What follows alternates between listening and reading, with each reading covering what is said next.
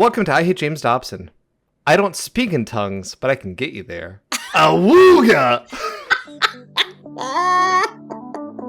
It's that one.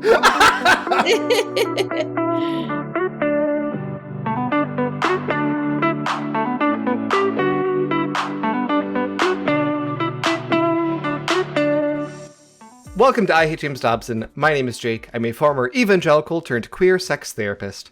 And today, I am once again honored to be joined by the boy who lived, Brooke. Hi, Brooke. Hi. How are you? I'm okay. How are you? Good. Slytherin house forever. Woo woo. Hell yeah. Brooke, between recording and releasing this episode, I will have seen Wicked for good. Yes. Oh, that's so exciting. Are you excited? I'm excited. I'm going to see it Saturday. Editing Jake here. It is Sunday afternoon as I'm recording this, so I got to see Wicked for good last night, and it was indeed so good. I cried at the door scene. No good deed. The song is exactly what I want and needed it to be. Boyfriend and I had a cute date night about it. 10 out of 10. Highly recommend. I'm excited for when it gets released on video so I can have my at-home double screenings the way that God, meaning John M. Chu, intended. 2 programming notes. Yeah. First and foremost, we are getting ready for our Christmas episodes, a now annual break from the dreaded Dobson drudgery. In addition to some festivities here, we are going to do a mailbag. Yay. So readers, send us your cues, we'll give you some A's. As always, find us on social media at IHateJamesDobson or email us at IHateJamesDobson@gmail.com. Fun cues. Fun cues. Yes. I'm not going to get into the ins and outs of theology. I want to talk about, like, what character is your favorite from Wicked for Good that's not Glinda or Alphabet, right? Like, Yeah, actual questions. Should I tell everyone what our Christmas special is called? if that's up to you. I'm going to. Do it. It's going to be called the Holly Bone Secular Christmas Spectacular. And it is going to be amazing. There's going to be surprises. It's just going to be a great time. Holly Bone. Oh, Holly Bone. Listen, I'm going to tell you one thing that's not going to happen, and I'm heartbroken, is that I was going to, and I know we're not supposed to spend money on things that are bad or give money to bad people, but it would have been so worth it. I was going to buy you a cameo of Kirk Cameron and try to get him to say all of our inside jokes. But he just left Cameo. Oh, no. I was so sad. His cameos were like $30. They were like nothing. That's incredible. I know. So just imagine Kirk Cameron saying Holly Bone and all of our other jokes. And maybe someday he'll come back. Also, readers, I will be at Midwest Fur Fest again this year. So feel free to say hi if you're there and or bring me any chick tracks you might find out in the wild. I love it. I can't wait. You have to send me pictures if you find some, okay? I will more audibly scream this year if I find it. Yeah. It's going to be... I hope someone does, and I hope they're different ones. I still have the ones I found last year somewhere. I didn't know there was one called The Sissy. There is. It's really expensive. Well, you can't buy individual ones. You can only buy them in bulk order. Now, Jake, that's not true because you can buy individual ones from eBay. Oh, I've only looked at the Chick Tracks website. Okay, I've never looked at the Chick Tracks website. I have only looked for the funniest individual Chick Tracks. You're not getting one of those either because the Sissy is about $9 million. I bet. Yeah. I bet the ones that are out of print, they will put back in print if you spend like $1,000 on them. So it's like Le Creuset. They retire their colors every couple of years and then those things become so expensive. Did you enjoy your time at the Le Creuset store? It was so incredible. I got 3 things, so that's really good, actually. Nice. Yeah. I got this is going to be Brooke Cooks now. I will talk about the Le Creuset store, okay? Hell yeah. I got a flame orange lasagna pan for all my lasagnas. Mm-hmm. I got a white loaf pan. And I got a azure blue batter bowl. And when I came home with it, I just held it like a baby for like a baby. Yeah. And I was like, what am I doing? And I was like, oh, because I didn't take any of it out of the bag for like 2 days because I couldn't believe it was all mine. And I bought a grapefruit spoon, even though I have never bought a grapefruit. Well, this has been Brooke Cooks, but now it's time for Brooke's Books, the part of the show where Brooke comes out to talk about books. Yeah, that was Brooke Cooks. Brooke is still studying for her exam on December 5th. So Brooke's books right now are the DSM. Ooh, what's the plot? The plot is psychotic disorders. I just got through psychotic disorders, and now I'm on to feeding and eating disorders. I'm still reading Infinite Jest. And I'm still reading Middlemarch. And also my mom yelled at me so hard. She was like, if you make me have to read this book for a third time, I will be so mad. I was like, what would you not remember? There are literally people in a town called Middlemarch walking around. What do you need to know? Anyway, I'm also reading a book called Mrs. Benson's Beetle. You'll have to look up the author. Miss Benson's Beetle is written by Rachel Joyce. My friend recommended it, and I really like it. It's very good. I am reading that. And then I just bought a book called, because it's the holidays, and we want to have some light reading. I bought a book called Mother Hunger. Whoa. Yeah. It's about relationships with mothers. Is it about eating them? No, it's about metaphorical hunger. Is it a therapy book? Yes. Oh, okay. That's less fun. What if it wasn't? What if it was a book about eating mothers? I'm hungry for a mother. I have something to add to Brooke's books. Ooh. I have been reading a I Hate James Dobson book and a non-workbook. For my birthday, Kevin got me a copy of Gideon the Ninth. I want to read Gideon the Ninth. I've just started it. It's good so far. I don't feel like I have any real updates or insights, but I have started Gideon the Ninth. So, is that a series? Yes. Okay. Read Gideon the Ninth, and then when you get to the second book, just wait for me if you can, and I'll catch up to you. Absolutely. I can also just lend you my copy of Gideon the Ninth. Oh, you're so cute to think that I would borrow a book. I won't make it full of sticky notes like I do with these books. Somebody has to own all her own books because she might have a little OCD. Yay. I want readers to also know that in July, I will be having so much vacation. It's going to be incredible. I'll be reading so many books. But one of the books I will be reading at the end of July is the second Spider book. Children of Ruin, I think it is. So July? Brooke, it's November. Yeah. Did you not hear my little song just now? Okay, just making sure I heard correctly. Yeah, that's how I plan out all my reading for the year. Cool. And last thing, I want everyone to grieve with me because I, once again, am not going to make my reading goal. I've always wanted to read 52 books in a year. Wow. It's not even that many, but... That's a lot. What are you talking about? I think I'm at 30 something, but I don't think I'm going to make it by January. But maybe I'll still That's try. awesome. Yeah. 30 is incredible. Yeah, thanks. I'll try. Well, now you've inspired me. Maybe I'll try harder. I feel bad because I read a lot, but a lot of the stuff I read is absolute garbage that I feel like I am worse for. Like, no, bringing up boys did not enrich my life. What? It didn't? Shocking. It enriched my life. Everybody, I think I've talked about this before, but you should get an app called Storygraph. I think it's like small business owned kind of thing, but it's great. You can track all the books you read. You get a little badge every time you finish a book. It's really cute. Your friends can be on there, and then you can see what your friends are reading. Storygraph. Awesome. I love it. Yeah. And this has been Brooke's Books. Tune in next time to hear Brooke say, "Those are books, and I love to read them, and I didn't reach my goal, but I will next year."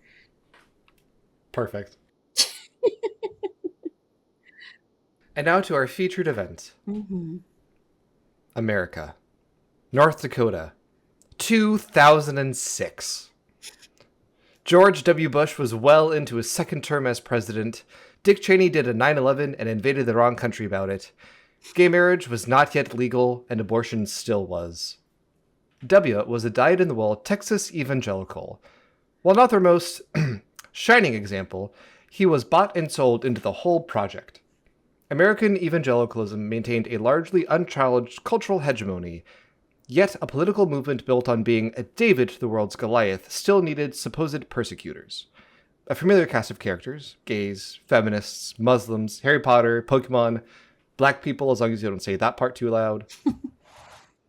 This was also peak Jake lore here. I started 3rd grade in 2006. My God. Which meant I was flying high on Awana Bucks and Adventures in Odyssey. Our topic today is a time capsule from that era of American evangelicalism. Today, we're going to be talking about a hit documentary, Jesus Camp. Yeah. People are going to be excited about this one, I think. I think so, too. This film was directed and produced by Heidi Ewig and Rachel Grady, and it premiered at the Tribeca Film Festival in 2006. Brooke did not have a reaction of shock and surprise because Brooke rewatched this for us. Yeah. Along with me. So, Brooke, you had seen this film before. Yes. We'll talk about your reaction to it this time around, but when did you first see it? What was life like? I saw it in 2006. Wow. It was big. I remember everyone knew about it. If you didn't see it, there was still like jokes about it because it was called Jesus Camp, right? And I think everyone knew the basic premise. But yeah, I saw it and I remember thinking like, whoa, this is crazy. Like, and thinking this is a random, weird group of, like, small group of people in North Dakota, like a cult, basically, right? I remember thinking it was disturbing, but mostly, and this has been my whole journey, like mostly just like, wow, this is so weird. It's like funny, kind of, right?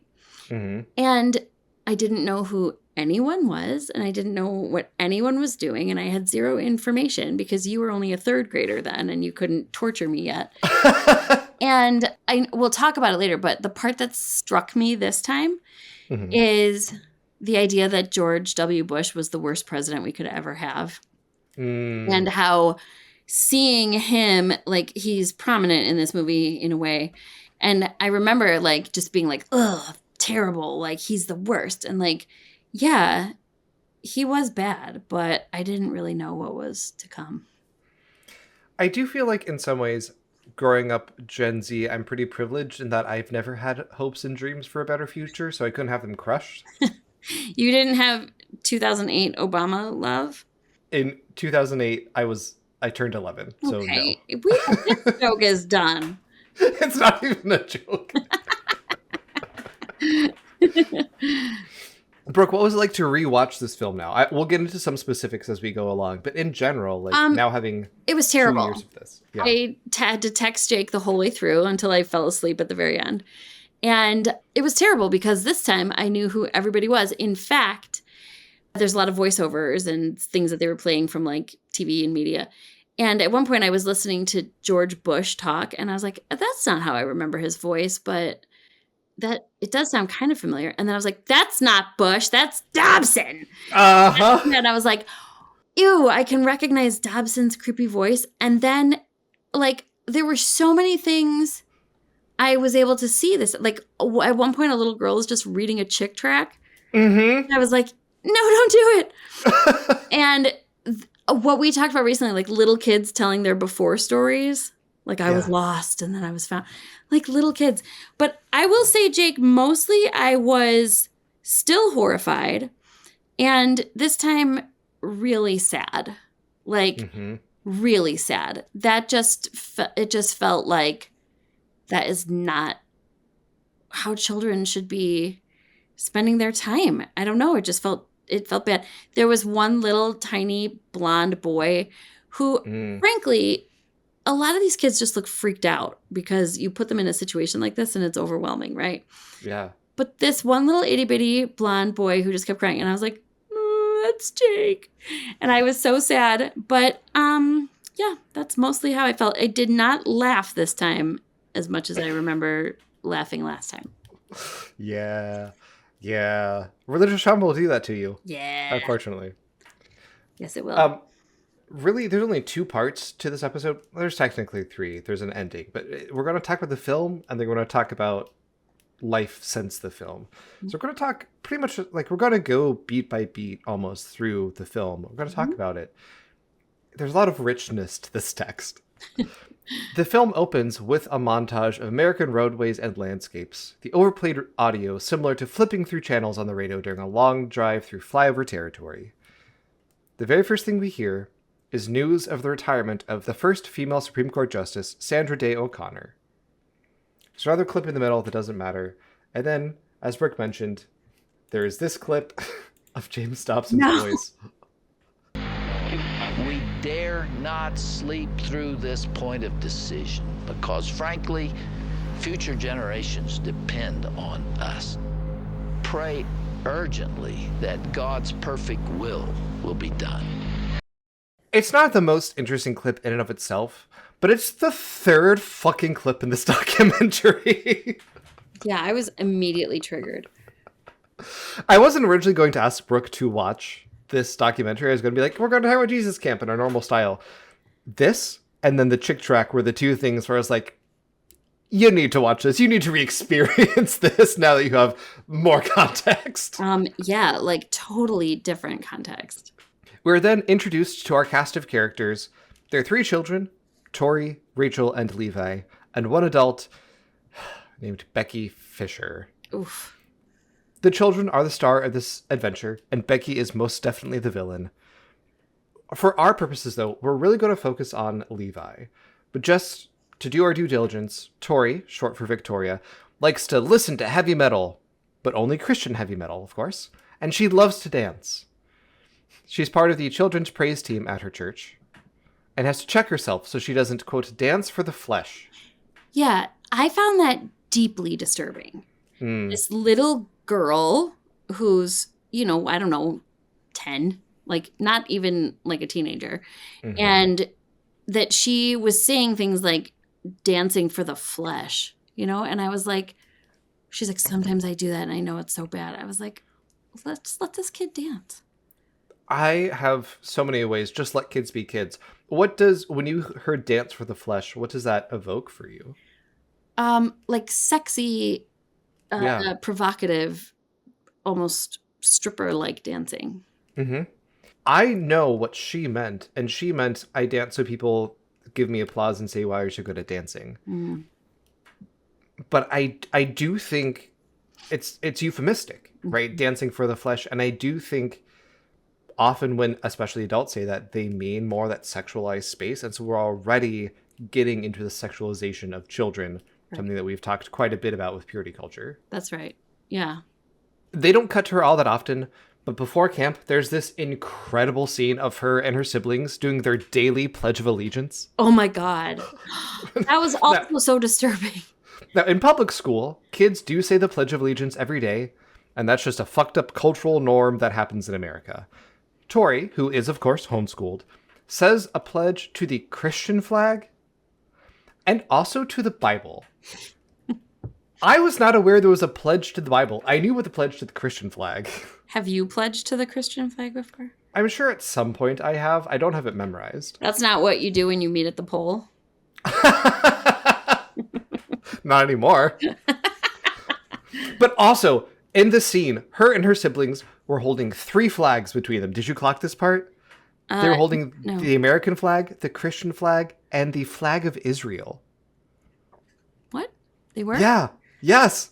Which, as a spoiler for the rest of this conversation, if you haven't seen the 2006 documentary Jesus Camp, it's very explicitly political. And I just find the inclusion of Israel as a political project very telling, I think.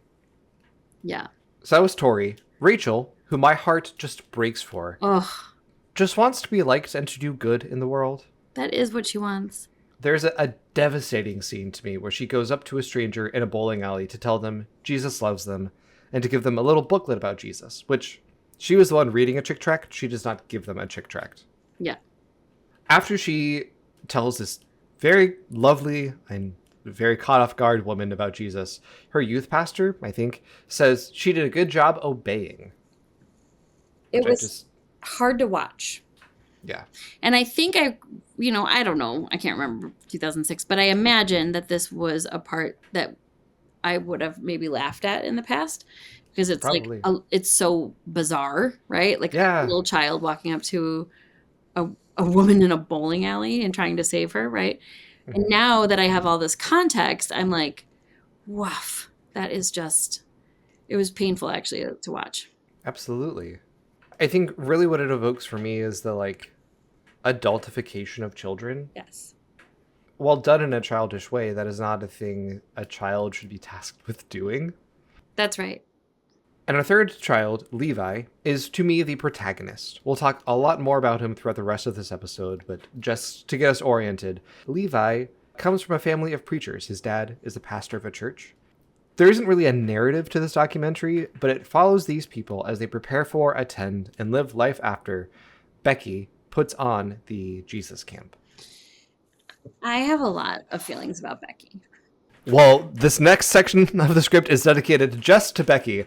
The title for this section is Becky's the Worst. So, Brooke, please take it away. First of all, Becky missed her true calling as a terrible prop comedian, right? She has a closet full of props, and everything she has to tell the children involves stuffed animals, props, hats. It's a lot. But that's just silly. There's a lot going on with Becky. And Becky does a lot of that stuff we just talked about with teenagers, although it's with little kids. Those fear tactics. At one point, they're talking about abortion. At one point, they're putting tape on the kids' mouths. Like, yep. It's a lot. It's a lot. I promise I have nuanced and interesting things to say about this movie. The interesting things I have to say about Becky are not nuanced. To your point, I wrote, Becky is an emotionally immature, failed prop comic turned minimally successful child cult leader. Mm-hmm. That phrase horrifies and delights me. I think there is a specific type of adult, and this shows up in a lot of ways, some of them more dangerous than others, but who was not popular or perhaps even really bullied in school, and then as an adult finds some level of like celebrity or popularity among children, and then like relives somehow that part of their youth through these kids, or like revels in the power. But every once in a while I'm like, these are like 6-year-olds, Becky. Like, yeah. It was intense. I do not know Becky. I know like 12 Becky Fishers. They're all a usually single lady with control issues who gets a little too into children's ministry. In the church I was kicked out of, I'll bleep this, her name was In the Masterpiece series Midnight Mass, her name is Beverly Keene. I think Becky Fisher, and all of these Becky Fisher types do, is they treat kids as seriously as they treat adults. But in a way that's like condescending to adults. Like the Becky Fishers I know will speak to kids and adults the same. And to kids, it makes them feel really serious. To adults, it's like, hey, I'm not 12. Stop speaking to me like I'm 12. Yeah, stop waving a stuffed animal tiger in my face and telling me how to, like, roar. We can speculate the true motivations as to why Becky Fisher is so intent on children's ministry. I think it is about power and control. But this is why Becky Fisher says she's so focused on children's ministry. Where should we be putting our efforts? Where should we be putting our focus? I'll tell you where our enemies are putting it. They're putting it on the kids. They're going into the schools. You go into Palestine, and I can take you to some websites that will absolutely shake you to your foundations and show you photographs of where they're taking their kids to camps like we take our kids to Bible camps, and they're putting hand grenades in their hands. They're teaching them how to put on bomb belts. They're teaching them how to use rifles. They're teaching them how to use machine guns. It's no wonder, with that kind of intense training and discipling, that those young people are ready to kill themselves for the cause of Islam. I want to see young people who are as committed to the cause of Jesus Christ as the young people are to the cause of Islam. I want to see them as radically laying down their lives for the gospel as they are over in Pakistan and in Israel and Palestine and all those different places, because we have, excuse me, but we have the truth. I mean, also, what is she really saying there? Like, we want kids to kill themselves. Yeah. Like, is she saying... Whatever. I found that deeply disturbing when I saw it. We'll probably do a more specific episode on this at some point, but we've talked about it already. The culture of martyrdom is so intense, and evangelical kids read this, I'm projecting my own experience. I was taught I should be ready to die at any moment for Jesus. And if I'm not, then I'm not a real Christian. As a child, you were taught. As a child, yes. Like when I say there's a martyrdom complex, I do mean it in like more of a colloquial way, like they're always the victim, but also quite literally that fear of death and acceptance of death is something that is programmed into kids, deeply instilled into little children. I'm in the Lord's army, which we'll also talk more about. Army for what? For God. But, for the truth. Okay. But like seriously though, like die for what? Like because so truthfully, the way that they present it is the world, in America specifically, the target changes in this period of time, it's Islam, is so actively hostile to evangelicalism, to the true Christianity, that they want you dead. And they point to things like the Columbine massacre and all the myths that came out of that to say, like, see, the world does want you dead. This is a real, legitimate, militaristic fight. And if you're not down for the cause, if you're a little bit wishy-washy, you're not really down for it. Okay. Well, I hate it. There's a lot of clips that we have for this episode. I might cut half of them in the editing process. But this is Becky talking to Levi and a friend. Oh, yeah. There's two things I want to talk about with this clip. I want to know more about you guys. How long have you been a Christian? I've been a Christian. I was at 5. I got saved. Yeah? Because I just wanted more of life. Because Yeah? there was just nothing that I thought was fun. You thought at Nothing 5 really years old there was nothing fun? Yeah. Really? 5 Already? years old. There's two things. One, you wanted more out of life at 5 years old? Yeah. What? I don't... Yeah. Again, I know what they mean, but you're 5. Well, literally 5. I also was, when I watched that clip, I was thinking about the things you were talking about around like evangelizing, right? And you can't just be like, I was born into this and my parents made me do it. Right? You have to have that like story. But he's like a little 40-year-old. And you can see, if you watch the movie, you can see him kind of like in real time say like, is this a story? Is this the story that I'm going with that I want to tell? Is this the best narrative approach as opposed to actually reflective of own experience? And when she says like, oh, at 5 years old, then he doubles down and goes, yes, that is this narrative I want to tell. Right. It's like literally like a 30-second clip, but it's so interesting. The second thing, this is so just my own personal stuff. When she speaks to kids, there's like a pressure behind her voice. She like talks about it up here. And it's so fake. It's so performative. But that's how she talks to everybody. Right. That is how the Becky Fisher types talk to everybody. Hey kids, what are you up to today? Right. What? Can we just like... Can we just talk? Well, then you hear the kids start to do it. Yes. Like in that clip, especially when the kids, I noticed this when the kids walk away. Levi, I think, is the one who's like, okay, thanks. And then it was like, it was great to meet you. I'm looking forward to camp, blah, blah, blah, right? Like, and gets very formal. And I was like, yeah, what is that? Yeah. I do think broader culture, secular culture, the world, doesn't take kids seriously. And I think that is to our detriment and to the detriment of kids. Yeah. Kids are full-ass people. They have thoughts, they have feelings, they have inner experiences that we should take just as seriously as adults. And they see things. They see things, they're absorbing. Kids learn a lot. It feels put on because she's always listening, but she's also always teaching. Everything is always a lesson. She makes them feel important.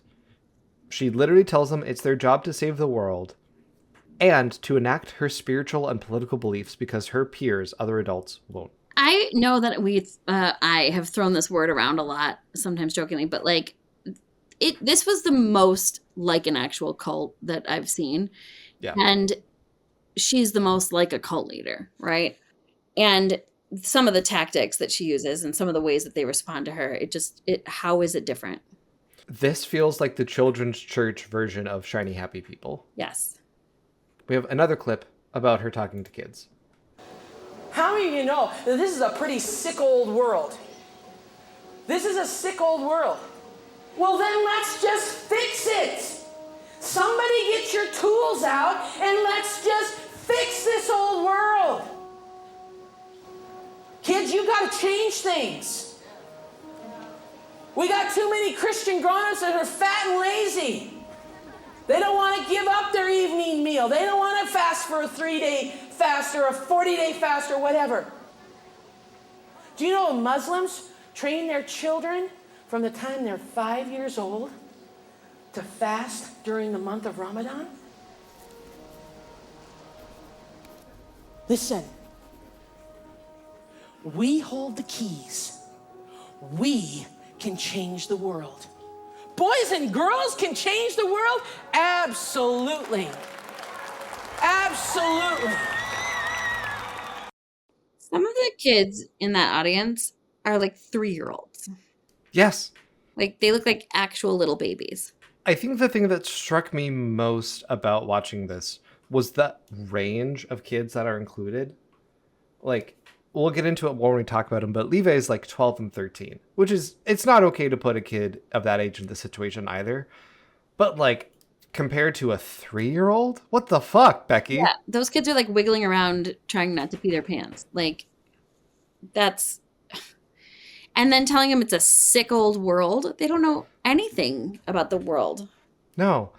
What really caught me, and again, we'll have to do an episode about this later, but like, calling adults fat and lazy, Okay. the connection to fasting as well, like the fat phobia and the ableism inherent in these things. It's not the focus of this. It's not the focus of our episode today, but it's throughout all of culture. Yes, but there's a unique evangelical twist to it that I think is just, God wants you to be anorexic, which is horrible. Hear me when I say this, because, part of my work as a therapist is working with people in the fat community and fat liberationists and all this stuff.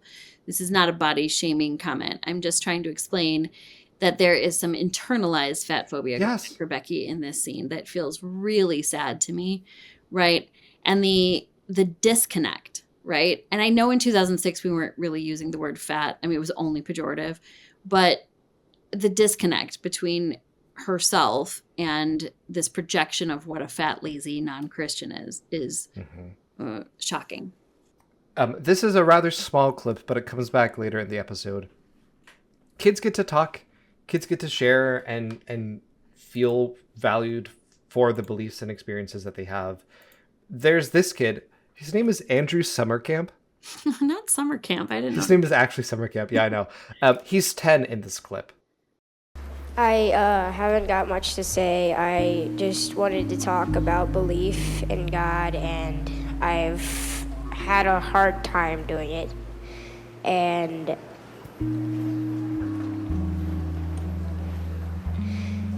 it's just really hard to do this. Just to believe in God is really hard because you don't see him. You don't really know him much. Sometimes I don't even believe what the Bible says.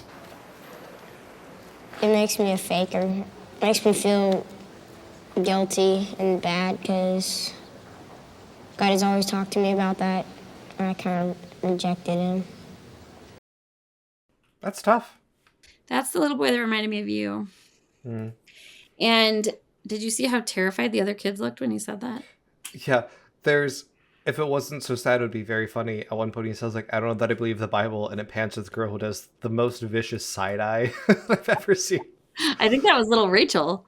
It wasn't Rachel, but it because I've now watched this 4 times for this episode. Okay. As fucked up as I feel from this clip, Becky is in these shots, and she's taking the kid seriously. She's letting him speak. She's letting him grapple with his faith, and she's not interrupting. She's not scolding. She's not taking this specific moment to teach him. It's earnest and it's honest, and I feel for that kid so much, and it makes me so angry that he's having these super vulnerable moments in this environment. Mm-hmm. That's what Becky is. That's who Becky is and what she's about. I think we need to talk about theology for a second, because her specific faith, her specific branch of theology is really central to this story specifically.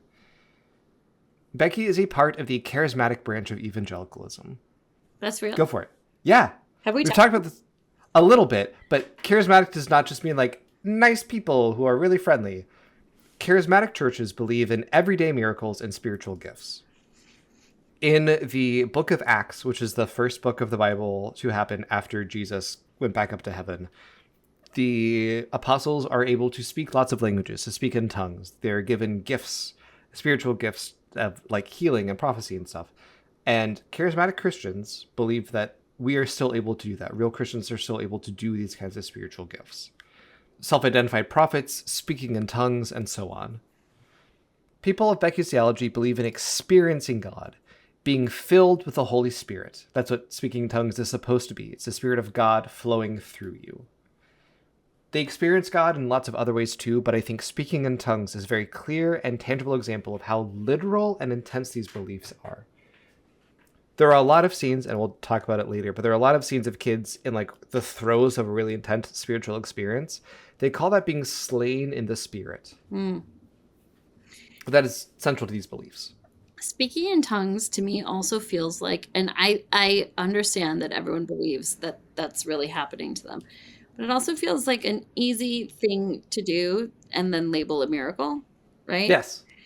It's not like you have to actually have a miracle, right? In general, I believe that a person can have a really meaningful spiritual experience while doing what they would call speaking in tongues. Yes. I also know you're not actually speaking another language. Right. Because when people are speaking in tongues, they still default to the characteristics of their native language. Mm-hmm. It's not to discredit the spiritual aspect of it, but that's not a miracle. Right. It's a very, very human thing. Right. Importantly, Becky is also recognized as a member of the New Apostolic Reformation, which is a theological and political movement who fervently pushed for white evangelicalism to be the official state religion of the United States and thus the basis for its law. Becky's politics are the set and the mise en scène of the film. As I think, Brooke, you alluded to, but at a church service, one lady brings out a life-size cardboard cutout of George W. Bush. It was insane.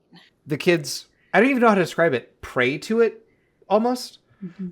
But they're like casting good vibes to it. They're bowing their heads and closing their eyes and laying their hands and like pushing the Spirit of God onto it. They're not like, it's not the idol. They're praying to God for Bush, as manifested through a cardboard cutout you can get for $49.99 on Amazon.com.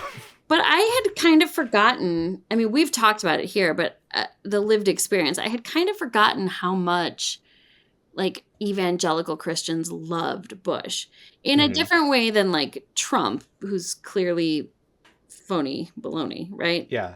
That this was like, and I think everyone's aware of that and he just helps serve the cause. But like there was this true almost kind of worship like experience from some of the Republicans of Bush, right? Mm-hmm. I'm so Trumpified that I had sort of forgotten about Bush completely.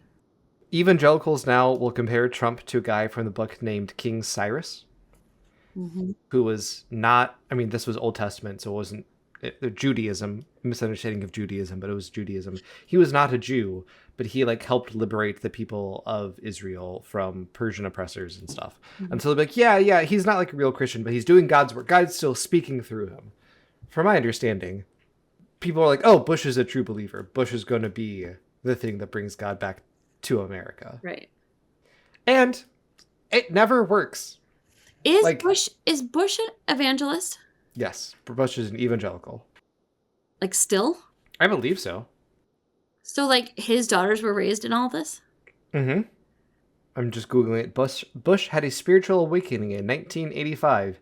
Interesting. Right around the time he was getting his ducks in a row to run for president. Yeah. Fascinating. Oh, it was through Billy Graham. Okay. Anyway, I could go down a whole rabbit hole of this. Becky also hates Harry Potter. Oh my God. With a passion. And you can tell that every one of these kids is obsessed with Harry Potter. I don't think most of them have ever really interacted with Harry Potter. They haven't like read it. As mentioned before, Becky frames this camp as a way to recruit kids to the army of God. And the militarism is more than just implied. Kids dress up in military uniforms and perform. We've played 2 clips where she does this again. It's more than just these 2 clips. She talks about the enemy being Islam, focusing on training their kids to go to war. As a reminder, this is 2006. The people she's calling the enemy are largely the same people the United States government thinks as enemies. And we're spending our tax dollars to go bomb their kids. Right. They're now military combatants, and here's the theological justification for murdering children with American money. This isn't the most important. I had a whole section about this earlier, and I've cut it mostly just to this. There's a guy named Lou Engle who starts talking to the kids at one point. He brings out scientifically inaccurate models of fetuses to try to make a pro-life abortion messaging. The thing that really stood out to me, though, is at one point he led kids in the chants of righteous judges, righteous judges. And that, for whatever reason, like that was the most upsetting to me, I think, of most of the things that are in this film. Why? It's just so nakedly political. Like a lot of the other things you could like, obviously they are political, but you could like kind of get away with being like, no, we're talking about like not warriors against man, warriors like being strong and like there's some other justification. This is just vote Republican. Right. Also, it was disturbing to me because, again, these are little kids who I imagine do not have a complex understanding of abortion, politics and abortion and righteous judges and right, like how any of this works. And so again, it's not like they are asking them questions like, "How did you come to Jesus?" It's like through my parents. Yes. What other answer could there be? At 5 years old, right? Yes. Or in little kids like this, like. Maybe it's useful to talk about now. Maybe it's useful to talk about at the end of this in our reflections. But Brooke, we're living in a world where Lou Engle won. They did it. The evangelical movement of 2006 was motivated primarily by two things: a hatred of abortion and a hatred of gay people.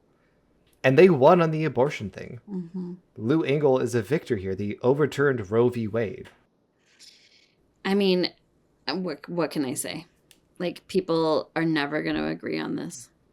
At the end of the movie, Becky is on a radio show debating her beliefs, and she says, quote, "Democracy is ultimately designed to destroy itself, because not everyone can have freedom." Yeah. You know what else I'm remembering about having watched this in 2006 is that, I mean, even though Bush was president, it just felt different then. It didn't feel like it would be possible that they could win. It didn't feel like there was this wasn't a threatening movie at that time. The country was getting ready to elect Barack Obama to presidency. Right. Like, obviously Bush was president and we're still in the post 9/11 jingoism, rah-rah America. But like, there was an appetite in the culture for something else. Mm-hmm. We have now had Trump elected to 2 non-consecutive terms. There is more of an appetite for something else, as we saw in our most recent elections, but like that feels so far away. Yeah. Yeah. I want to shift our focus now to talk about Levi, because to me, Levi is the main character of this film. In the film, Levi is a thoughtful, engaging boy. He turned 13 in the middle of production. In some of these clips, he's 12, and some of them he's 13. It's such like a rich, important part of a person's life to capture on film in this way. Right. And he is very into this brand of Jesus. Mm-hmm. Levi is, of course, homeschooled. We see his mom teach him why climate change is wrong, and we see him watch an anti-evolution movie called The Creation Adventure Team. Yes. The Creation Adventure Team was made by our friends over in Answers in Genesis. Oh, well, that's nice. Yeah, it's a Ken Ham production, the Creation Adventure Team. Yeah, what was the thing the mom said? Like, how do we know that global warming isn't real? Because it's not that warm. Because it's only risen by 0.6 degrees Celsius. Right, yeah. Like, first of all, that's a lot. And second of all, since then, it's risen a lot more. Oh, welcome to 20 years later, where it's like 75 degrees in November. Maybe it's because I'm disconnected from the evangelical movement. And I this is something I thought a lot about in watching this documentary. But I don't hear climate change denial as like a talking point among evangelicals nowadays. Like they don't believe in climate change necessarily. They kind of just don't talk about it. I think part of that is because all of that came from Al Gore, right? I mean, it was his big platform. It was the thing he talked about all the time. And as we know, he lost to Bush. And Supreme Court stuff again. Yeah. And so I think there was a big push to like discredit global warming still around that time because it was a hot topic kind of more generally and politically at that point. Levi's dad is a preacher. Levi has preached at his father's church. At this camp, Levi is going to preach one of the sermons. He wears a shirt that looks like the Reese's candy logo, but it says, Jesus, sweet savior, King of Kings. God. I noticed that too. First of all, I have had many a shirt in a similar vein. You did? Not that exact one. But two, we'll talk about this more later. As an adult, Levi still has that shirt. Are we going to talk about what happened to all these kids? We are. That's part 2 of the script. Okay. But first, here's a clip of Levi at camp. I really feel that we're a key generation. I really do. I really feel that this generation is a key generation to Jesus coming back. That is exactly what I want to say. I don't write the sermon. God writes the sermon. I mean, I can feel it sometimes while I'm writing. I can feel it in my arm. Someone's holding my arm while I'm writing, right? And I feel when I go up there and I start preaching, the Holy Spirit is going to come out of me. And that ain't going to be me up there preaching. It is, but it's not going to be me. As a child who was very proficient in verbal processing, who also gave a lot of sermons, I have such a soft spot in my heart for Levi. I know. And his dad was a preacher. Mm-hmm. So there's a lot involved in that, I think, too. And again, he already gave sermons at his dad's church prior to coming to this camp. Yeah. There are 2 main scenes after the camp, both also featuring Levi. In one, Levi goes to see a guy named Ted Haggard preach. Brooke, do you know anything about Ted Haggard? I feel like I should, but I don't. You probably do. Yeah, that's what I feel like. So this was filmed in 2005. It came out in 2006. That's how video production works. At basically the same time that Jesus Camp was coming out in 2006, Ted Haggard was outed by a male sex worker that he had hired and bought crystal meth from. Get out. And so with that context, we're going to watch what he does with the camera crew of this film about a year before he got outed. We've decided the Bible is the Word of God. We don't have to have a general assembly about what we believe. It's written in the Bible. All right? So we don't have to debate about what we should think about homosexual activity. It's written in the Bible. I think I know what you did last night. If you send me $1,000, I won't tell your wife.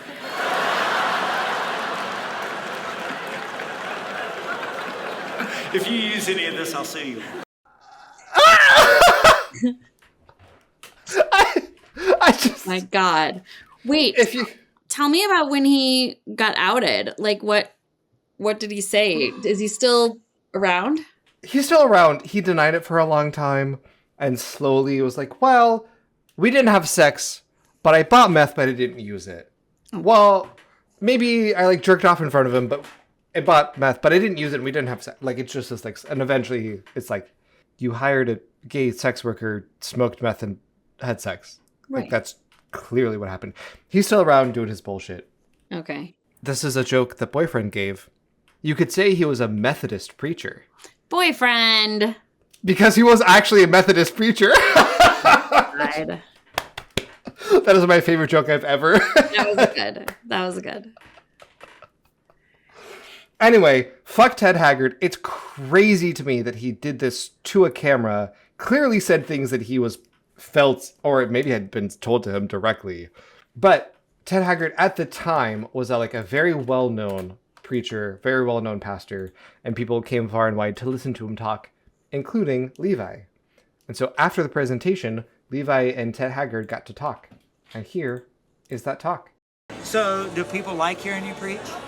It seems everybody pays attention more. His is preaching. Is it your content or is it because you're a kid? I don't know. Yeah. Well, you'll know. I guess you'll know when you're both. 30. I say use your cute kid thing until you're 30, and by then you'll have good content. By then you'll have good content. First of all, fuck Ted Haggard. Second of all, Ted Haggard was built for our current media environment. Yes, he was. Also, poor Levi being like, wait, what? What do you mean? Yeah. Yeah. I have one more clip of Ted Haggard. I have a personal obsession with him, I suppose. I realize now that I have 3 clips of him. We're But this changing is this podcast to I Love Ted Haggard. No, I hate him too. I hate Ted Haggard, but this is our last clip from the documentary. This is Ted Haggard talking one-on-one to the camera crew. Churches like this, there's a new church like this every 2 days in America. It's got enough growth to essentially sway every election. If the evangelicals vote, they determine the election. It's a fabulous life. The main thing that I take away from this clip is the way he says fabulous should be all the proof anyone needs that this is a gay man. I was just going to say, it was a full drag queen fabulous. Fabulous. It's a fabulous life. I do want to spend a little bit more time talking about kids being slain in the spirit. Yeah. Because this, I think, is the main imagery people remember. There are multiple kids of scenes crying and shaking and speaking in tongues and being overwhelmed. Again, in the language of the community, they are being slain in the spirit. So, Brooke, what is it like to see that? To see kids cry and weep and speak in tongues and shake and fall on the ground? And stuff? I just remember having experiences like that as a kid, not speaking in tongues and not about Jesus, but like you would be around a bunch of other kids and you would hear loud music and you would go like crazy, right? Mm-hmm. Because you're a kid and you have so much energy and all this stuff. Plus it's overwhelming. I think I don't blame them for the reaction that they're having. I think they believe that they're having a spiritual, awakening or crisis or whatever. But I guess what I'm saying is if I were Becky, I would also go to kids to find this reaction because it's a pretty natural kid reaction, right? What do you think? Oh, okay. Let's get into it. So I think many people, especially not raised in these cultures, look at this and say that's brainwashing and child abuse. Clearly, these kids are in distress. Yeah. They're crying. They're weeping. This is fucked up. And I do think it's fucked up, but I think it's a lot more complicated than that. I think, one, fundamentally, recording anyone having an intense spiritual experience is going to look fucking crazy. Yeah.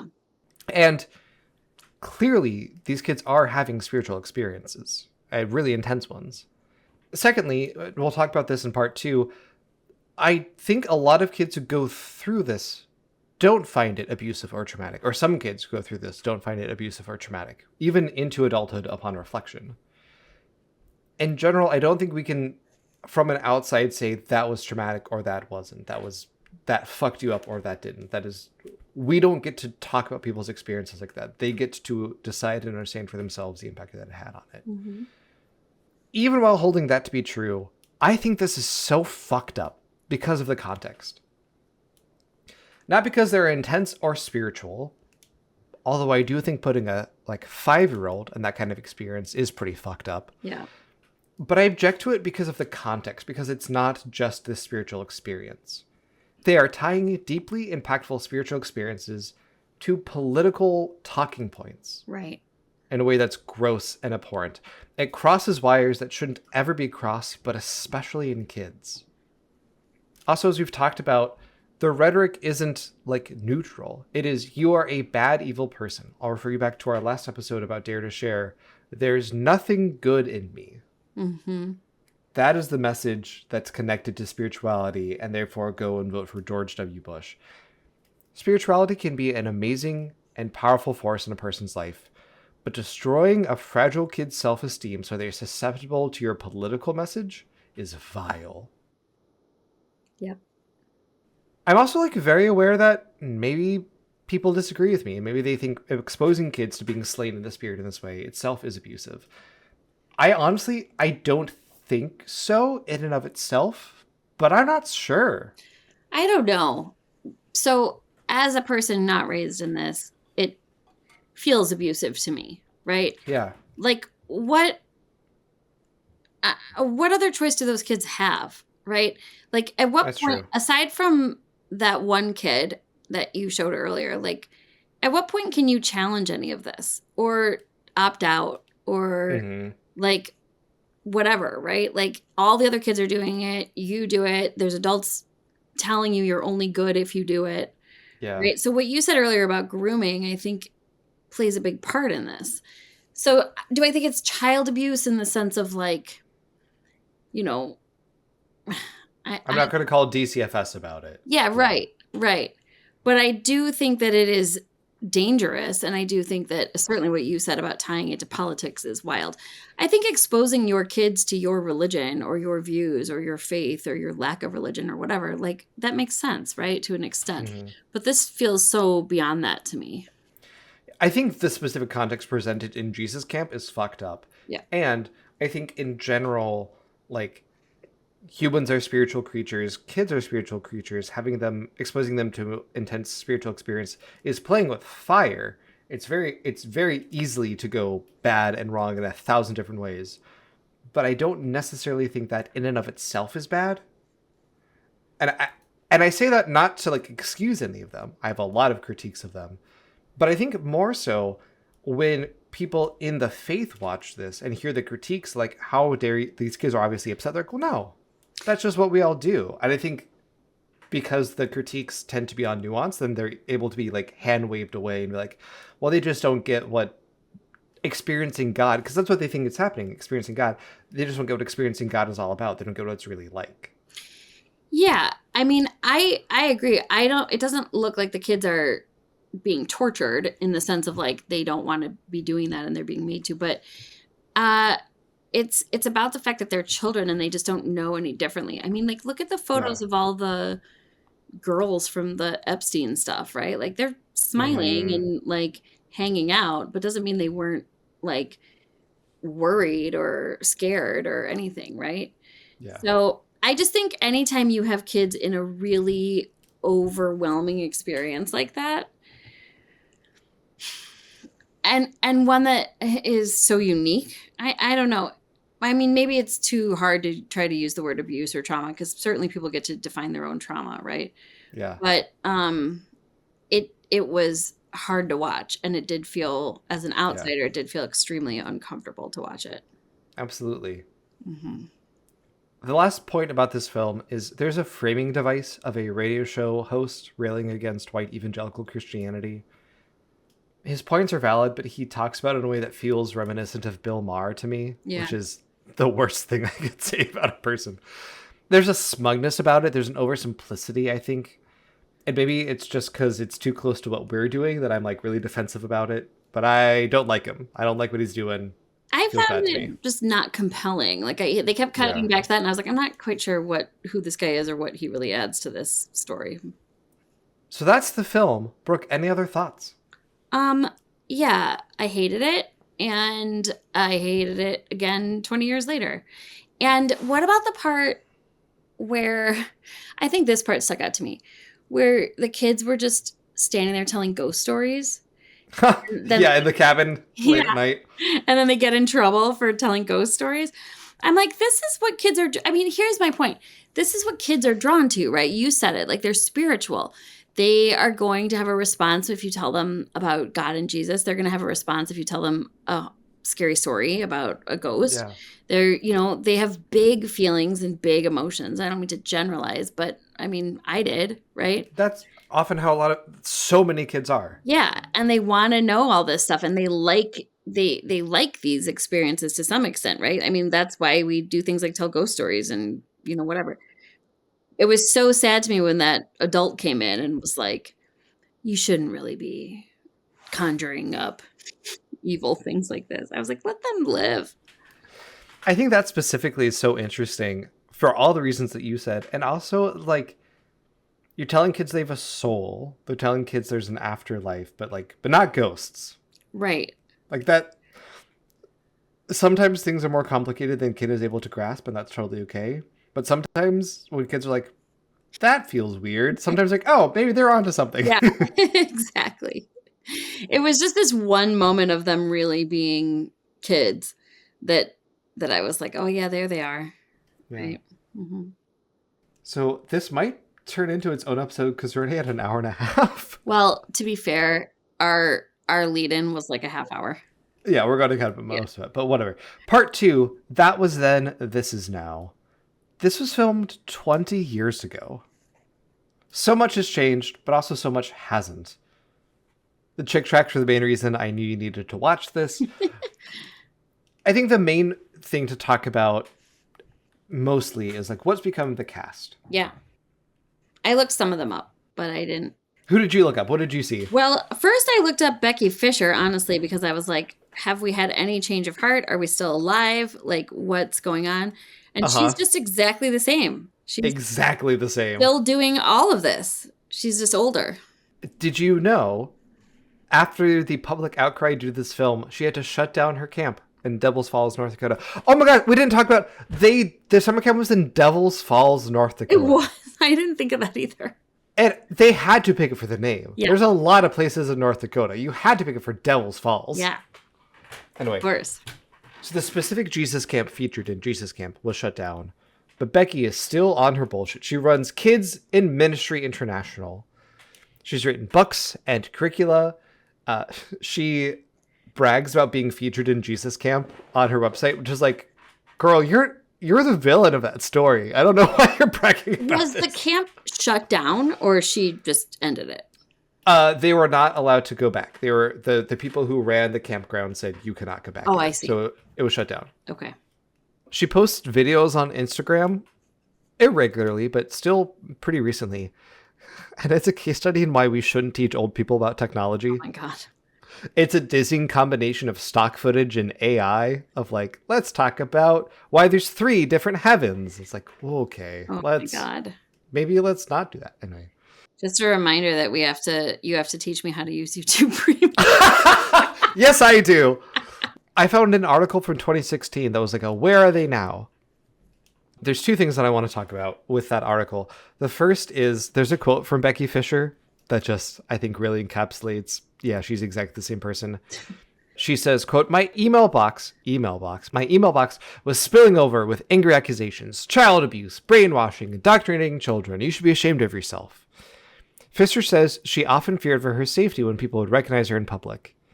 Following the film's explosive popularity and Academy Award nomination, the camp was vandalized and Fisher was not allowed to rent it for her ministry again. Quote, for the first time in my life, I could truly relate to Jewish people, seeing how a Holocaust could have its embryonic beginnings, she wrote. How are we back at the fucking Holocaust? Okay, I can relate to Jewish people because my Jesus camp got shut down? And that's how Holocaust And that's happened. the Holocaust. Okay, got it, Becky. Sure. I don't have much more to say about Becky other than, yep, still a Incredible. In the same article, they talked to Andrew Summercamp, the kid who expressed doubts about religion. Come on, Andrew. Come on, Andrew. Come on, Andrew. In the article, at least, again, 2016, it's almost 10 years ago, he had left evangelicalism. Hell yeah. And it was more like mysticism. Yeah, he mentions he does psychotropic drugs, which that is very not specific, but also, hell yeah, experience it, dude. Figure it out. Andrew, are you listening to this podcast? I hope so. I'm a fan here. of yours. Yeah, we like you. Get on here. He has this quote reflecting on his experience. Was it child abuse? Yes and no. I think they had the best of intentions, but I see it as sick people trying to treat sick people. It's their coping mechanism for figuring out why we're alive. I wouldn't trade that experience for anything, though, because it allowed me at such a young age to question my existence. He has mixed feelings about it. Was it abuse? Yes and no. It's people who's doing their best, but it was an important experience for him in his life nonetheless. Mm-hmm. The person who has done the most interviews since this film's release was its main character, and that's Levi. The preacher's kid turned preacher kid. Which is also a turn of phrase I'm very proud of. Yes, that's a good one.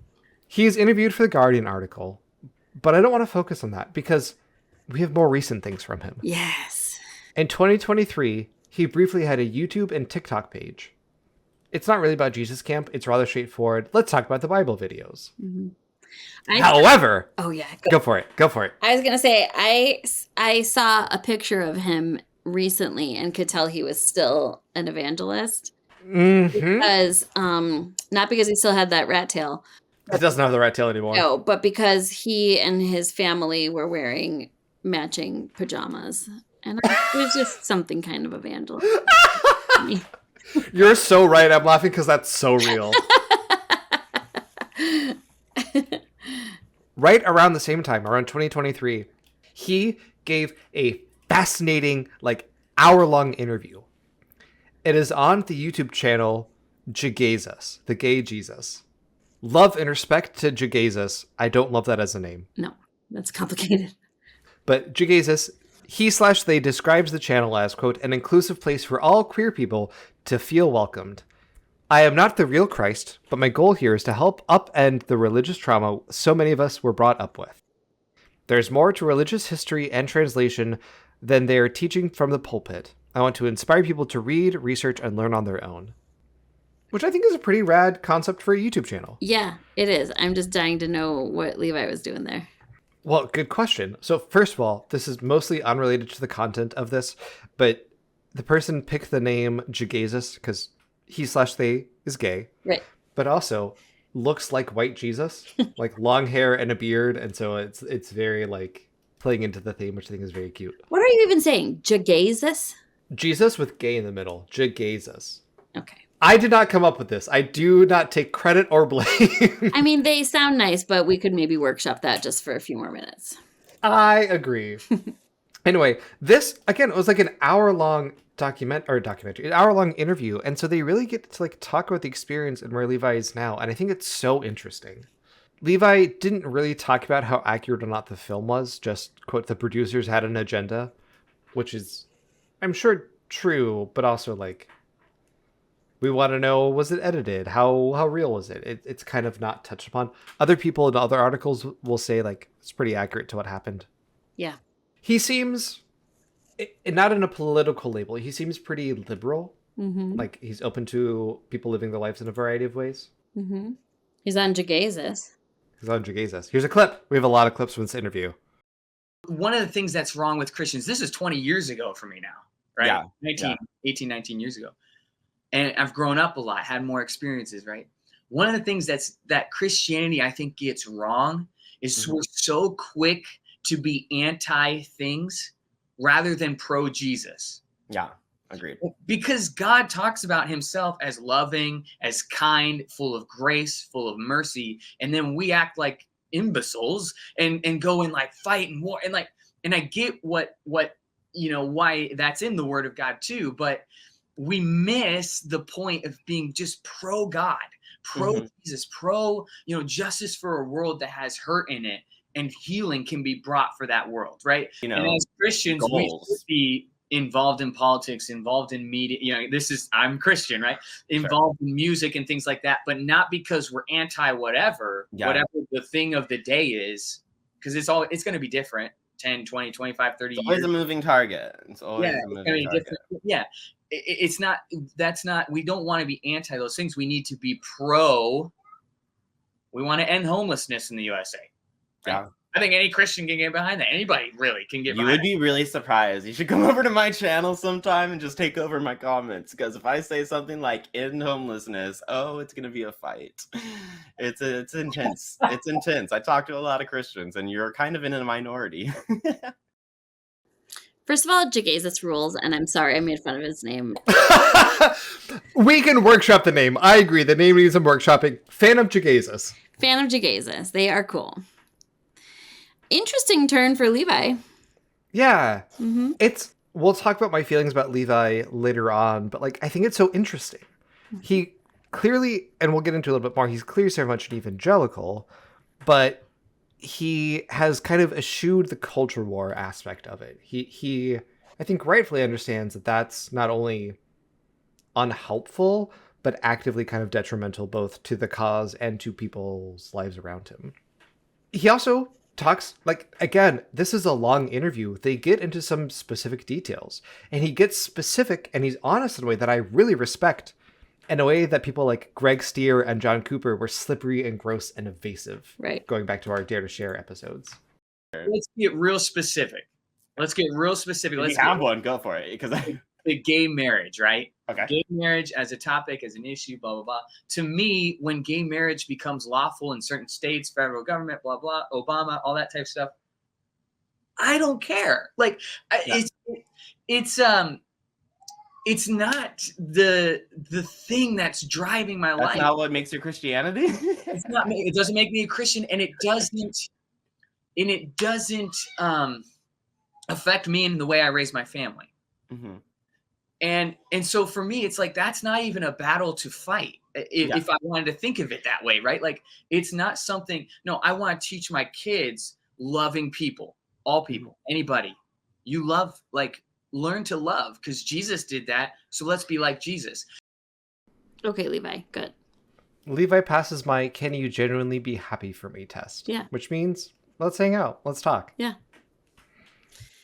Yeah, once again, this is not an anti-Christian blog, right? Like, we aren't here to talk about that. Like, that's what I was saying last year at Secular Christmas, right? Is like loving, kindness, like all that stuff, right? I like what he's saying. I do too. Levi did not become a pastor. Oh, really? He did not. He's still very much an evangelical Christian. There's a clip that I had. I'm not going to include it here because literally I had 25 clips when I wrote the first draft of this script. But he says, like, when I was a kid, there's only like 2 ways to be a Christian. You become a pastor or a missionary. And I realized, like, I can be a Christian in my everyday life, and that's just as meaningful. And I like that. Levi still holds ideas that I find to be wrong and bad, like being a creationist. Mm-hmm. But he's, like, kind of chill about it. I still am a creationism. Okay. But I would never spend any amount of time arguing with an evolutionist to try to change their mind. It's not important to me. Like, that's not the main quest of life. Like, Yeah, Levi's like live and let live, right? Which is kind of the thing we've been saying for years now, right? Yes. Believe whatever you want. I don't have to agree with it. I don't even have to like it. But, like, also understand that other people have other views, and that's okay too. Mm-hmm. Levi seems to be a genuinely nice, honest, kind, thoughtful, evangelical guy. Mm-hmm. And I feel incredibly protective of him. Mm-hmm. I don't agree with him on everything, but this was a kid who was 12 and 13, put on an international stage at such a weird and vulnerable time. And he grew up to be a nice, fairly average kind of guy. I don't mean that pejoratively. Like, it's fine. Right. Do not hurt my son, is my note here. Levi, Fully older than me. we want you on the blog. I still have to interact with evangelicals with some regularity. And so, while I know many Becky Fishers, I also know many Levis. And I get along fine with them. Again, if you can genuinely be happy for me and my gay atheistic life, I can be happy that you love your kids. I can be happy that you find meaning in this religion and this theology and this fucked up world, even if I don't totally agree with some of your conclusions. Yeah, because I think what Levi is saying, I'm sorry, but I think Go for it. what Levi is saying is like, this is how to be his version of Christian without it having to be a political movement, right? Yes. And when that's the case, you don't have this war. You don't have this battle that you have to fight. That's what he's saying, I think, is like, okay, I don't really care. Like, it doesn't affect me, so why would I care? You know? Yes. Yeah. Absolutely. And we'll talk about this in a second, the main criticism he gives for how he was raised was that politics to him is so secondary. He doesn't expect America to be fixed by the government, and therefore we don't need a, like, theocracy. That's not how people are going to be saved to Jesus. So not that we shouldn't try, but, like, that's not the goal. We don't need to, like, take over the judiciary. That's not what he's about. Right. This isn't a pro Levi podcast. This is a Leave Levi Alone podcast. He did an interview, which we'll show a clip of, in like 2015. And the comments under it are so mean. And I'm like, stay away from my son.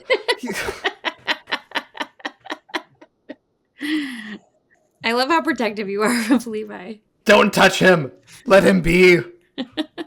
He's also, like, truly, with so much love and respect to him, he's just some guy. Yeah. Like, Dobson created this entire media empire and was an advisor to presidents. He had so much power. This is just some guy living in Missouri. I'm not trying to, like, fuck up the life of some guy living in Missouri. Also, imagine, I mean, I hadn't thought of that until you read that, but, like, imagine being in a documentary in that super vulnerable way when you were 13. Like a huge documentary, right? When you're 13 years old. If I had to watch myself at 13 right now, I would stick this needle in my eye. And that's the thing that people around the world, random strangers who have a podcast, would talk about you for, is what you were saying and doing at 12 and 13 years old. I think for that, turned out really good, all things considered. Did you just call us out? Yes, I did. Stop it. You have to make me sound smart, remember? You are smart. As much as I have a soft spot for Levi the person, and I want the best for him, and I hope he's very happy, I also do think this interview is an important case study for how kind people perpetuate fucked up systems. Mm-hmm. Here is a clip where he talks about his experience and that it's not traumatic for him. I hope people see that this was not something that hurt the kids in the film. This was something that actually helped us. It actually helped me. I remember many experiences in my life. I'm so glad I was at these Becky Fisher conferences and I experienced God like the way I did, because otherwise I don't know if I believe in God right now. He says it wasn't traumatic for him. Yeah. Do you know who Morgan Spurlock is? I do. I was curious if you knew who he was. Who is Morgan Spurlock, Brooke? Supersize Me. He's the Supersize Me guy. Yeah. He's the guy who's doing the interview, which is just a wild, sure, he's now in the IHJD Dobson extended universe. Yeah, I don't think it's that wild for the time. Morgan Spurlock was just as big at that time, right? And it was a time of I always think of the first 10 years of the millennium as similar to the 80s. It was just flashy and big, and Morgan Spurlock was part of the let's see how long I can do this kind of thing that a lot of people were doing back then, right? Yeah. He was trying to be on the scene a lot. I am obsessed with the fact that you knew who he was just by name. That's incredible. Oh yeah, I know him. To Levi, personally, this was not traumatic, and I believe him. This is not me trying to doubt him. I take his word that he has no problem with gay marriage. I wouldn't even be all that surprised if Levi voted for Democrats in his life. But he's still supporting and advocating for a worldview that is inherently and intensely political, even if he himself is not. Mm-hmm. The way he defends Becky Fisher, for instance, is limited. And let me address something. One of the things that really makes this thing seem bent and upside down in that direction is Becky Fisher's stance against Harry Potter. Oh, I forgot about that. Yeah. And so you got to understand where she was coming from. She had experienced some kids who really got into some witchcraft stuff through Harry Potter and things like that. And she was kind of being more kind of trying to help kids come out of that type of environment, that type of world, into something that's better and more, isn't about deception, isn't about darkness, isn't about whatever you want to think about those things. That's her mindset, right? Yeah. Mm-hmm. And so she was more being just intentional and anti those things rather than the exact book itself. Yeah, that's not true. Yeah, that's not true. I believe she told him that, and I believe that he believes that. This is not me saying he's lying. I'm saying she's lying, basically. Yeah. I do not believe that they were kids doing serious satanic rituals in rural Missouri in the year 2000. Also, everyone thought that at the time. Yes! I heard the Crouches talk about that at the same time. We've talked about it before. This is my now regular ask for Sarah Marshall from You're Wrong About and other shows to come on our podcast to talk about the Satanic Panic. That's just the rhetoric of the Satanic Panic. They literally thought Satanists were behind every corner. And whether or not you believe that, they weren't. You're wrong. You're dumb for thinking that, Becky Fisher. Yeah. And so, again, I believe Levi is sincere, and that's what he heard, and that's what he internalized. I do not believe Becky Fisher is sincere about that. Tell me, you've read Harry Potter. Tell me the parts in Harry Potter that are so deeply problematic and anti-Christian. They're using magic? It's literally just that they're using magic. It is the fact that they are celebrating warlocks, and warlocks are of the devil. No one should use magic except for God and miracles, but that's not magic. That's something else. Okay. The difference is important, I'm sure, in some way. Levi also defends the militarist aesthetic, I'll say. And so the people who are filming the film, they weren't Christians, weren't trying to pretend to be Christians, didn't have. And so I don't fault them for seeing it the way they saw it. Okay. Right. Mm-hmm. And for hearing things the way they hear it. Like, for instance, the warrior thing, it's a biblical reference to just being like strong for the Lord. And it means like we don't war against people, we war against disease. Mm-hmm. We war against injustice, abuse. Mm-hmm.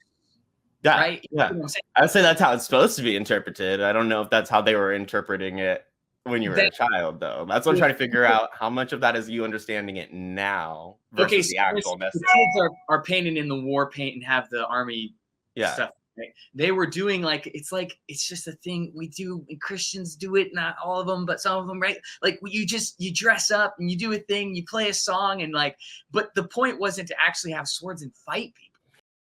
Yes, it was. I think more complicated slightly is for some people, yes, it was. I mean, she literally says in the beginning, I want to teach these kids to lay down and die for God. Yes, exactly. And I 1000% believe that is not how Levi took it. And I'm not trying to doubt that. And again, he seems cool. I would want to grab a cocktail with him or something at some point. But some people took it in the very literal way. I don't think you can look at the state of American politics honestly, whether we're talking about January 6th or people like the Proud Boys or the really intense paramilitary organizations that exist like the 3%ers, and say that everyone just took it literally, or that the people who were saying those things meant to be taken figuratively. Well, what about Teen Mania? Was it Teen Mania? Yeah, it was Teen Mania. You're absolutely correct. They meant it super literally. They had tanks on stage and they're shoving kids through war training. And again, I think it's important to remember the documentary took place in 2006. American jingoism, being a good Christian American, was top of mind for many people. And the actual real world 1000% not figurative consequences where we invaded the wrong country and destabilized the entire Middle East because we hate brown people and Muslims. Right. And so, again, Levi, I believe you. That is not how you took it. I believe that's how many people in your family didn't take it that way. I believe you. I'm not trying to doubt that. But many people did. And this is what I'm saying. He is a really nice, kind, genuine person who's still perpetuating these belief systems. That's right. And also, I think Gay Jesus had a point when he was saying, yeah, you understand that now as an adult. Yeah. How do you think you really took that as a kid? Were you really able to understand the nuance of that as a child? No. I think it's a really good interview. I think Jesus has some really meaningful pushback. I also think, I can never say it off the top of my head, Jesus has, I don't know, I think genuinely would consider themselves a Christian at this point in time. It has enough shared experiences that they can, be like, yes, I agree with you here. I think it's a really interesting interview, and if you wanted to look at it, it's linked in our show notes. But that is how Levi took it. Other people meant it that way. Becky Fisher isn't a monster because she told kids about creationism. To me, she's awful because she took vulnerable kids, made them particularly susceptible to her influence, and filled their brains with hate and fear-filled political propaganda. Mm-hmm. Something that's really hard to control for in an oversimplistic narrative is we all receive things differently. What one person receives as intensely traumatic, someone else can forget about because it's just a Tuesday. Mm-hmm. I'm genuinely glad that these were good experiences for Levi. But we saw those tapes. Even if they were selective or edited, Becky said those things. She said she wanted kids to lay down their lives like her super racist idea, as kids do for Islam. Right. She wants them to recreate that for Christianity. The camp was those things. And we know from all the other shit that we've talked about in this podcast that the politics is the point here, even if Levi himself is not doing it. Mm-hmm. And Levi's unwillingness to criticize those deeper elements beyond saying, I don't do that, that's meaningful. Again, I like Levi, but that's not enough. Right. I would love for more evangelicals to be like Levi rather than Becky. but I'd rather Levi work to fight back against those who do use religion to focus on politics, who don't want to end homelessness. And unfortunately, I do think it takes some deeper introspection on Levi's part. It sucks to reckon with the fact that your loved ones, friends, neighbors, spiritual community might be kind of fucked up. Mm-hmm. And I know, I'm so empathetic to that. I've done that. I'm empathetic. It sucks, but it's necessary. My next thing that I've written, Levi is truly reading the metaphorical Playboy for the articles here. I do believe you're doing that. But a lot of other people are not doing that. Yeah.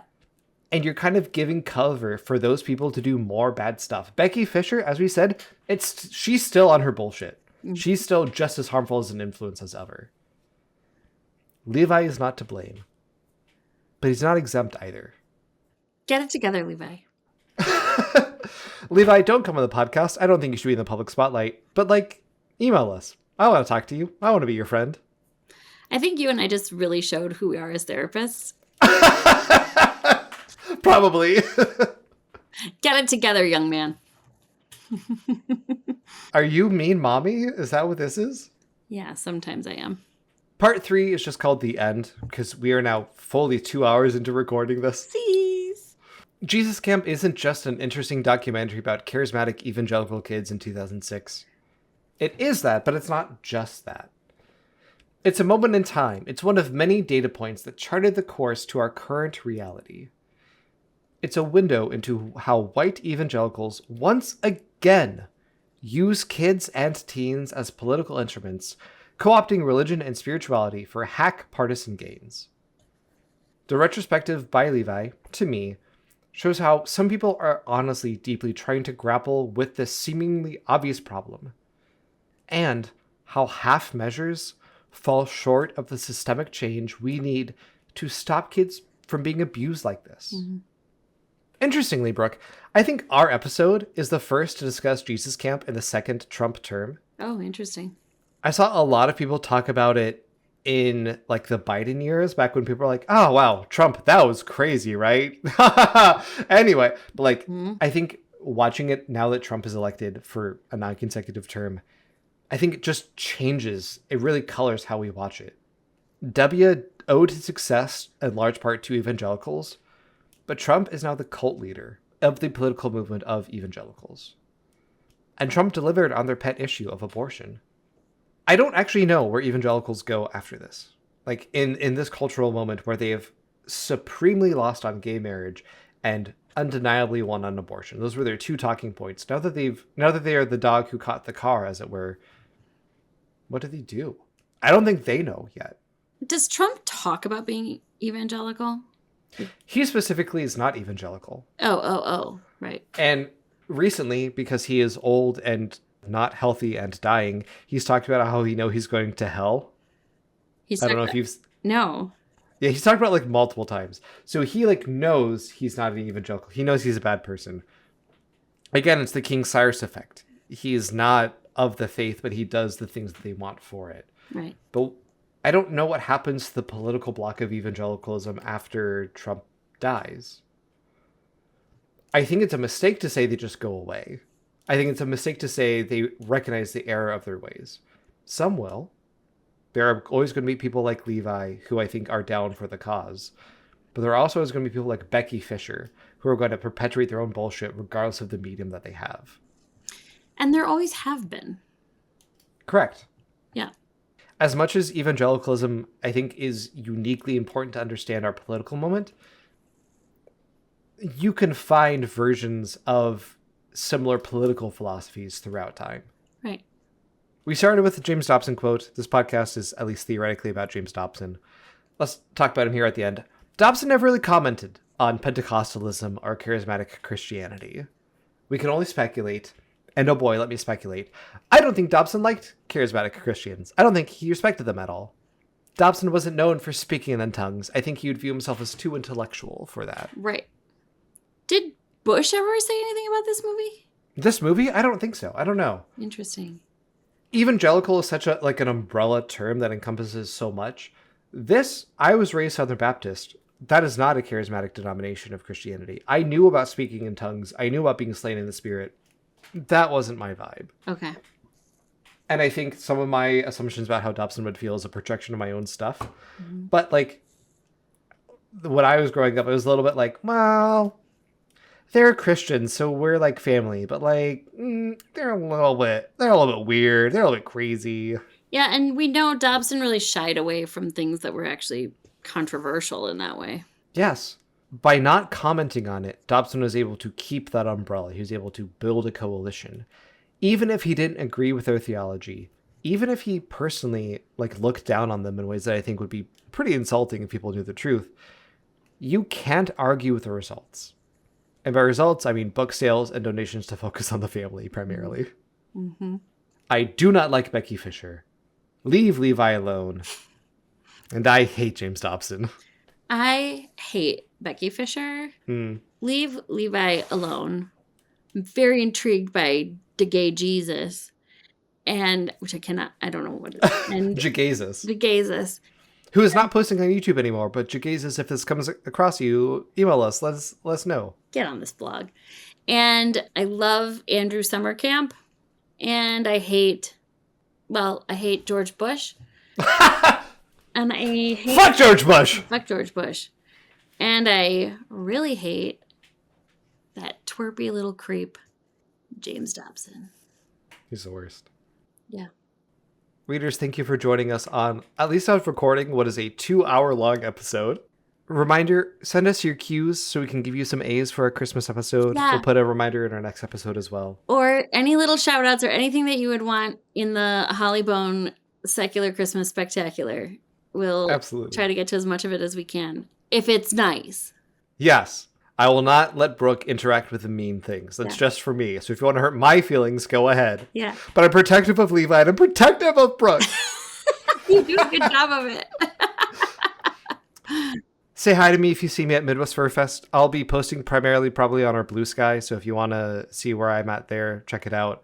We have exciting things coming down the pipeline. I'm not going to say more than that, but like, stay tuned for some exciting expansions of the I Hate James Dobson universe. Yeah, that's exciting. And we'll see you soon. Bye. Bye.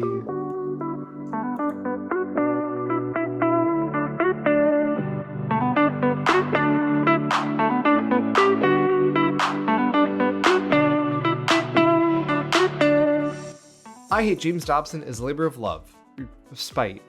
Written, recorded, edited, and produced by me, Jake. In this venture, I am honored to be joined by my amazing co-host, Brooke. If you're enjoying the show, please consider rating and reviewing it. And if you want to connect with us more, you can find us on Blue Sky, Facebook, Instagram, Reddit, TikTok, and YouTube at I Hate James Dobson, and somehow still on Twitter at IHJDobs. You can also email us at IHateJamesDobson@gmail.com. We have merch available at IHateJamesDobson.printful.me or on our website, IHateJamesDobson.com. Our theme music is by Mood Maze and the song is called Trendsetter. Special thanks, as always, to Drew, Lindsay, DJ, Jack, and Gary. And thank you, readers, for enjoying our show.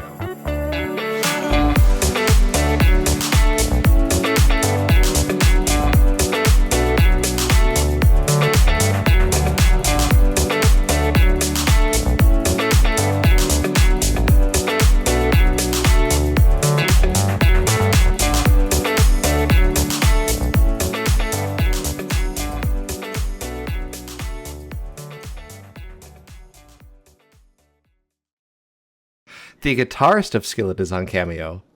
That's hilarious. Skillet. Stop looking at Cameo. Okay.